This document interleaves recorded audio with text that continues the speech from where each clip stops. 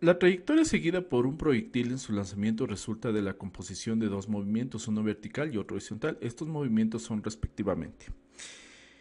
Sí, nosotros tenemos el movimiento parabólico, ¿no es cierto? Que cuando tú envías una partícula, la partícula prácticamente es como que por un lado tú tienes que hacer un chequeo en el eje X y por tanto estás haciendo un chequeo que sucede en el eje Y. Por tanto, entonces nosotros en este tipo de ejercicios hacemos un análisis en el eje X y también hacemos un análisis en el eje Y. Cuando nosotros partimos del análisis del eje X, estamos considerando que se está experimentando un movimiento rectilíneo uniforme, cuya característica en esencia es que la velocidad es constante. Esa es la característica en esencia de este ejercicio.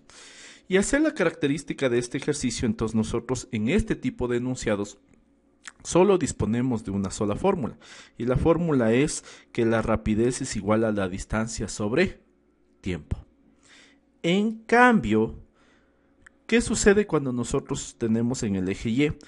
En el eje Y, si bien es cierto, está actuando el movimiento rectilíneo uniformemente variado, y que actúe el movimiento rectilíneo uniformemente variado, la característica de este ejercicio es que existe un cambio de velocidad.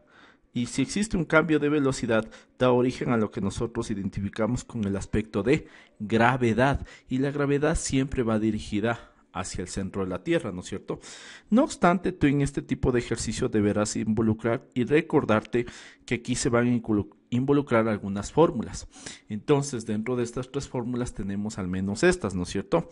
No sé si tú te acuerdas también otra que vendría a ser la velocidad final al cuadrado es igual a la velocidad inicial al cuadrado menos 2 veces la gravedad por tiempo. Y tendríamos una última fórmula.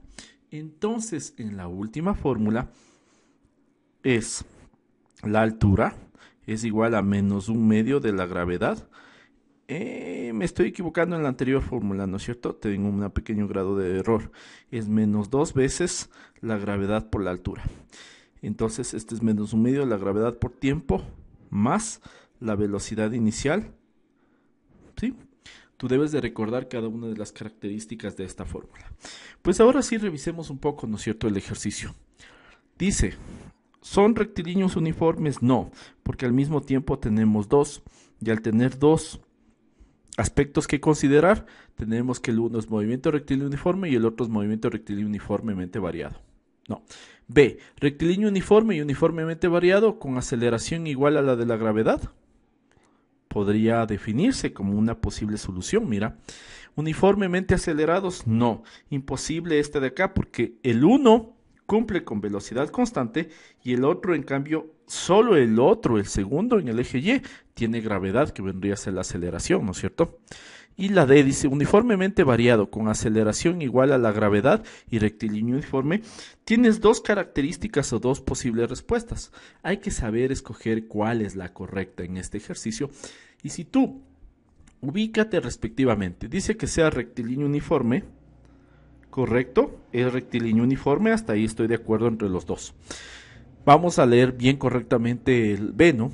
Y uniformemente variado, tiene toda la razón, es uniformemente variado, con aceleración igual a la gravedad, la aceleración que actúa es la gravedad, con aceleración igual a la gravedad. Prácticamente son el mismo tipo de respuesta, sí, pero vendrías a escoger la D. Y obviamente si tú escoges la D, previamente yo te hice la explicación, el por qué tienes que escoger esa respuesta.